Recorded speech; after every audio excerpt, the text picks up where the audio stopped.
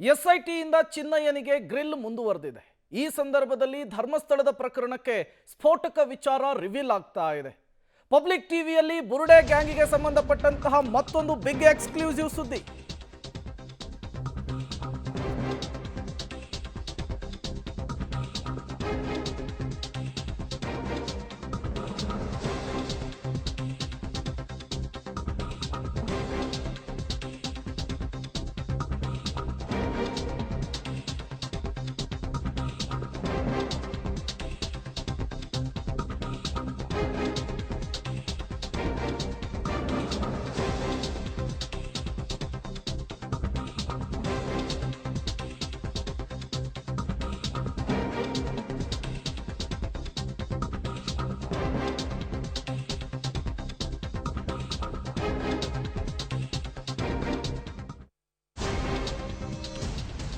Public ಟಿವಿಯಲ್ಲಿ ಮತ್ತೊಂದು big exclusive ಸುದ್ದಿ ಬುರುಡೆ ಗ್ಯಾಂಗಿಗೆ ಸಂಬಂಧಪಟ್ಟದ್ದು.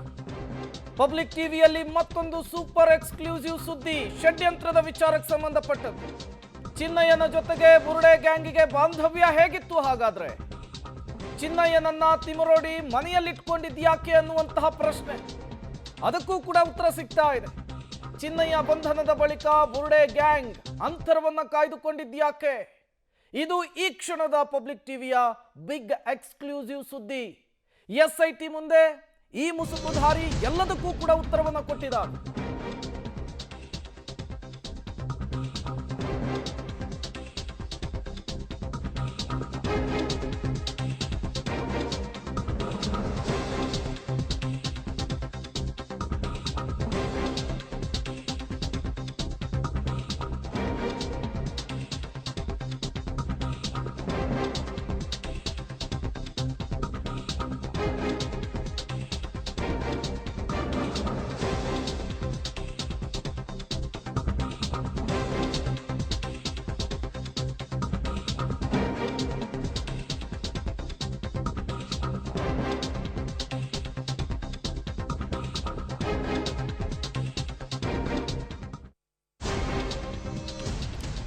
ಎಸ್ಐಟಿ ಮುಂದೆ ಎಲ್ಲಾ ವಿಚಾರವನ್ನು ಕೂಡ ಮಾಸ್ಕ್ ಮ್ಯಾನ್ ಚಿನ್ನಯ್ಯ ಬಿಚ್ಚಿಟ್ಟಿರುವಂತಹದ್ದು.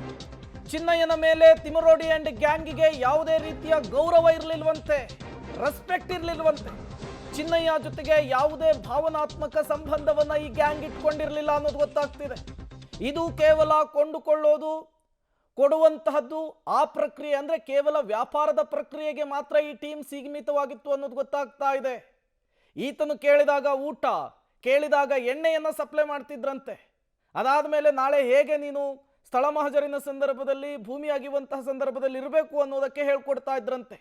ಇದನ್ನ ಬಿಟ್ಟು ವೈಯಕ್ತಿಕವಾಗಿ ಈತನ ಜೊತೆಗೆ ನಂಟನ್ನು ಇಟ್ಕೊಂಡಿರಲಿಲ್ಲ, ಭಾವನಾತ್ಮಕವಾದಂತಹ ನಂಟನ್ನು ಇಟ್ಕೊಂಡಿರಲಿಲ್ಲ. ಮುಖ್ಯವಾಗಿ ಅವರು ನನಗೆ ರೆಸ್ಪೆಕ್ಟ್ ಕೊಡ್ತಿರ್ಲಿಲ್ಲ ಅನ್ನುವಂತಹ ವಿಚಾರವನ್ನು ಕೂಡ ಈ ಚಿನ್ನಯ್ಯ ಎಸ್ಐಟಿ ಮುಂದೆ ಬಾಯ್ಬಿಟ್ಟಿದ್ದಾನೆ ಅನ್ನೋದು ಗೊತ್ತಾಗ್ತಾ ಇದೆ.